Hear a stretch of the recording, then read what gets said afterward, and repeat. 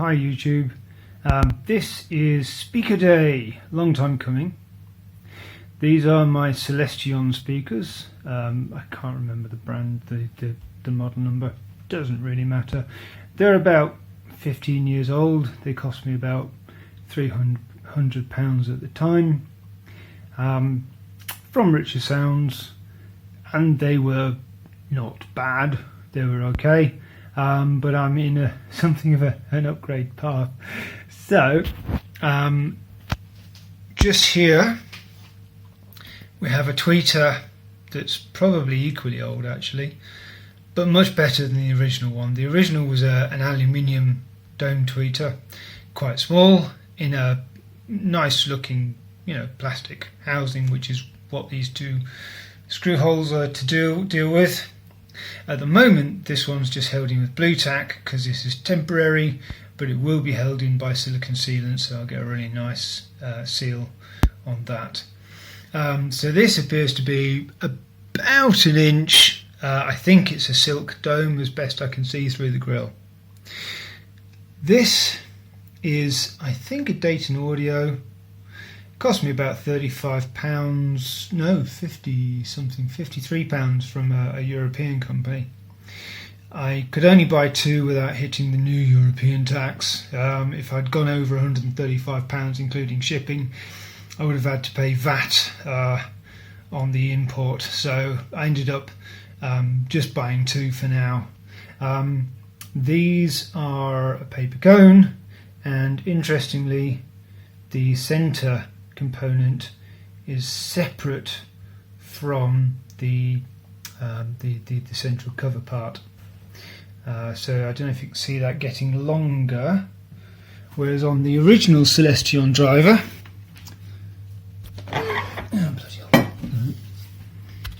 that is fixed, so that moves with the paper cone. It's a slightly different design, so that's quite interesting.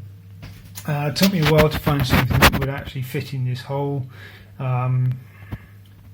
but this is a very nice cone. It's got a metal surround, so it won't bend when you lock it down, and there are 6 screw fixings, not 4, so it should get a much better fit against the cabinet. So then I am indeed keeping the original Celestion driver for now. Next month when I get paid, I'll buy something else I quite like the look of. Probably from England this time. I think I can probably find something, at least as good for maybe less money, and again without worrying about imports and whatnot. We'll see how that goes. I haven't made my mind up yet, but the cabinet is surprisingly quite nice. You've got the divider here, so what you've got is the top chamber is effectively a two-way bookshelf speaker-ish, and then you've got this divider here that will give some stiffness to the cabinet, and then you've got this chamber with the reflex port. But one of the reasons for going for the upgrade was that from listening to each cone individually, it sounded more like a 2.5. There wasn't much difference between the bass and the mid-range. Now I don't have the tools to actually take a curve, but just listening to it, it sounded like the mid-range was doing quite a lot of the bass as well, and there wasn't much separation. So from the way that the crossover has been designed, it would appear to me that they're both delivering very similar frequency ranges. It's just the cabinet design that alters the tone somewhat. So I wasn't very happy with that. Once I found that out, it's okay. They were quite a nice sound, particularly with the new tweeter, and particularly with the new mid-range unit. And I put the new decent quality part in on the mid-range because I really love the vocal side more than anything else. So until I get a replacement bass cone, that's where we're going. I chose this particular cone because it rolls off at about the resident frequency is about 35 Hertz, which is as low as this cabinet will go in any case. So that actually works quite well as a bass driver, but then I moved it to the mid-range. So the next part is the crossover, which I shall get. I'll be right back with you. And we're back. So this is the original crossover unit. It's not the most sophisticated design, and we have an electrolytic capacitor here, which is not always popular in the audiophile world. People are very sniffy about them. And I can also see that this particular crossover board is meant to have more on it than it actually does. Like I say, it's not very sophisticated. It is biamp compatible. There are twin sets of binding posts. Sorry, it's a bit mucky. It's 15-year-old, and who the hell cleans the back of the speakers, you know? But yeah, so it is biamp compatible. But the major reason for changing the crossover more than anything else is that one of the speakers, the centre channel, had actually gone dead. And I thought, rather than messing around with a crappy old design, I thought I'd spend some money on some new crossovers, and this is one of them. These are a Chinese special I got from Amazon. I'll try and give the links for these. I looked at a few, and they weren't honestly a lot better than the old one. No more sophisticated. This has got a load going on here. You've got a couple of really nice coils, air core coils, a couple of ferrites, are slightly cheaper, I gather.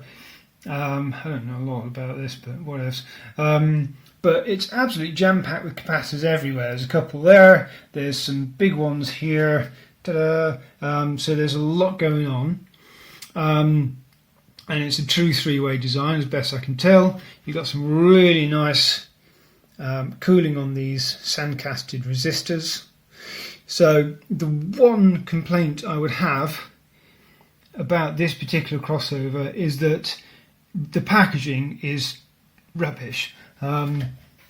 This is the cardboard box it came in, and it came in a cardboard box by itself with no packaging whatsoever.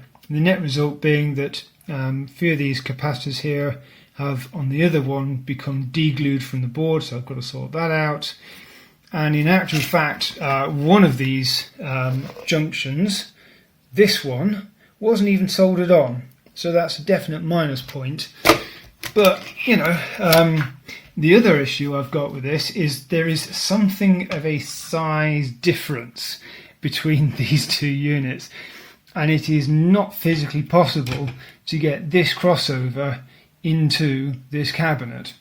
So what I'm going to do is I'm going to put this one back where it lives, and then I'm going to move the new one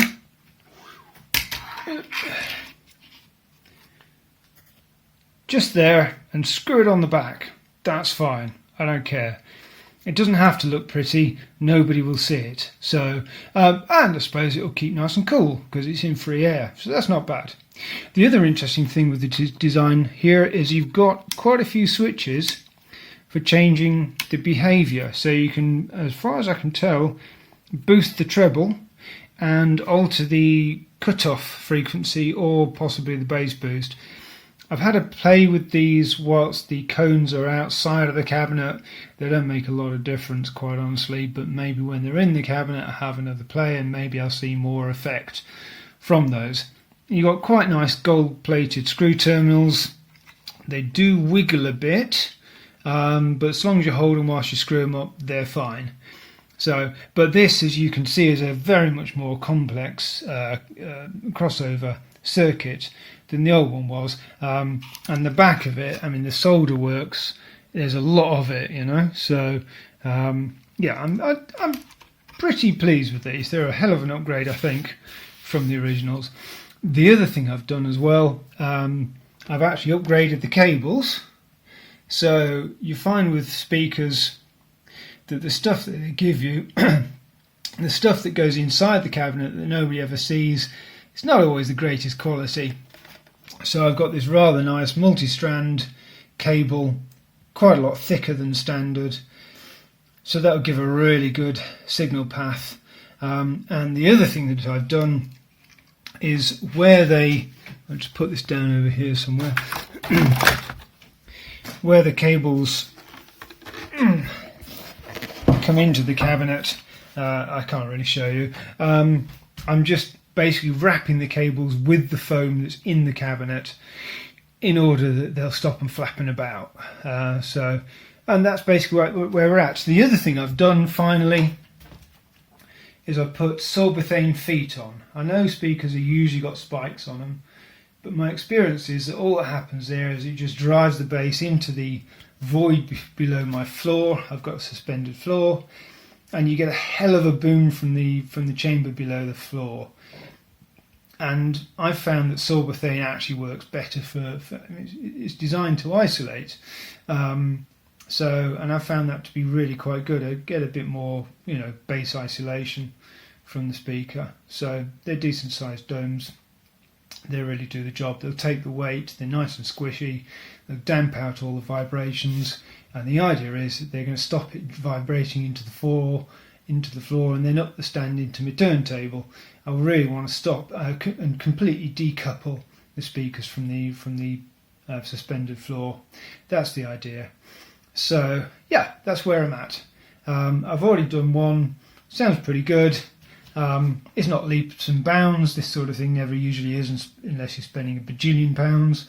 But it's definitely getting there. I've got a really nice sound coming along here, and I think by the time I replace the bass cones as well, should be actually a surprisingly good unit for not a massive amount of investment, really. So yeah, sometimes it's worth sticking what you got until you can get something really swish. On which note, eventually these would become my rear surround speakers, and then I will either build or buy something a hell of a lot nicer, which would go on the front instead. And several months later, here is the finished article. I ended up getting another of the Dayton Audio cones because they work very well and they sound very good. I'm still using Blu-Tack to hold the tweeter in. I don't really see any need to change it, to be honest. It works very well. I should maybe scrape off the excess, but it's behind a fabric cover, nobody can see it. So I'm really not that bothered, actually. This is the crossover in situ, screwed nicely to the back. It's not really a problem, nobody can see it from the front, so quite honestly, that'll do. It's really sounding very good now. The cabinet's maybe not the greatest with the thickness of the material, but the speakers are good and the sound is very nice indeed. I'm very pleased with them. Job done.